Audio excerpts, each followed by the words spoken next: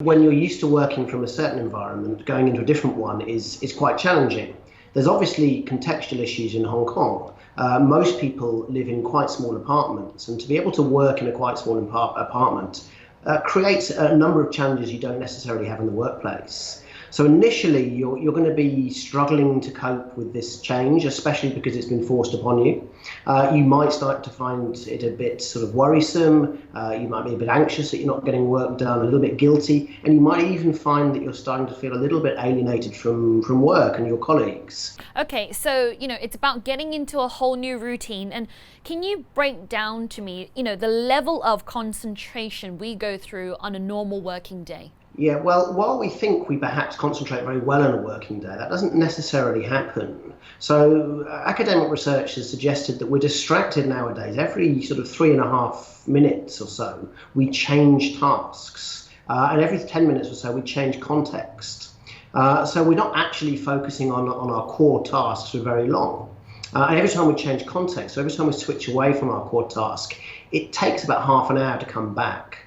So really, we're only working during an 8-hour days for about 2.5 hours of really productive work on our core tasks.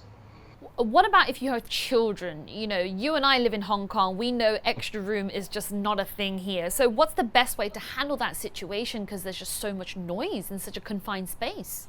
So again, we're looking at how might you arrange your day when you're working from home, when you don't necessarily have the distractions of the workplace. Now, you have distractions from children, but you might be able to manage them, especially if both partners are working from home, and really focus on trying to do that first thing in the morning.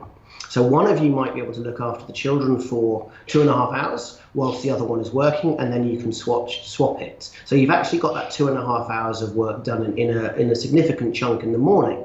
Now the morning is important because our body clock really sets us up to be productive and focused in the morning. The blue light of the morning helps us become alert, and we can really focus for long periods of time in that morning period. So if one of you sort of got up at 8 o'clock and worked from 10:30, the other one did sort of 10:30 to 1 before you actually spent time together, and had the other one looking after the children, that would be hugely useful, and actually you would be equaling the amount of productive work that you might do during a normal day. Okay, so Richard, where and how can you take a break if you're stuck in the same environment? Really, the break is going to have to be structured the same as the focused work. So a major break would be having lunch together. So bring the children, break bread together, have connections, actually re-energize through social connections. Social connections are incredibly important for us as human beings. We're social animals. So that's actually a break, to have a meaningful lunch with your family. And then you sort of move into another period of time where your body is recovering from the food. It seems weird to say recovering, but actually you slow down and your alertness goes down after you've eaten. So when you've eaten lunch, you're in a period where you can still be with your kids, and you can start doing what we would call shallow work, the emails and the texts you might need to catch up with, the admin that you need to do, because you don't need much focus to be able to do that kind of stuff. Once you sort of hit 3 o'clock, you're going to get your alertness is going to start going up again.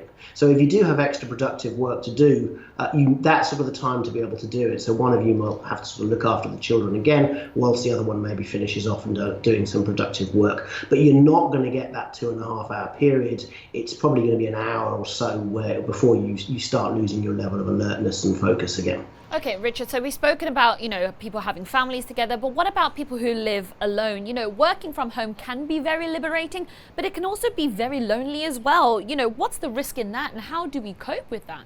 So we're talking to each other here across sort of digital technologies, and that you'll be able to do that as employees, to have some kind of connected meeting at the end of the day. Your energy is such, and your alertness levels will be good if you're in a social connection. You actually want to talk to people to keep that alertness up.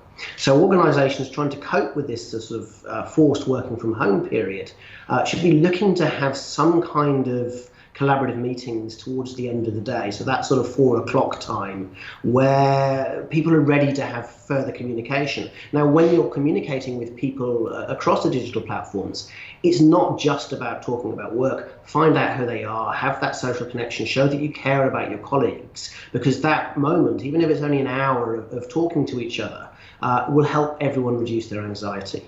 Let me ask you this very quickly. Your one top tip to working, very productively from home, what would it be? So the top tip is to reduce the guilt and separate your day into chunks. The reason for working from home is not your fault, it's to keep you safe. So once you get rid of the guilt and get your focus right and understand how the human body works during a working day, you are going to be able to do just as much work from home as you can do in the office. Some very good practical advice. Thank you so much, Dr. Richard Claydon. Thank you very much.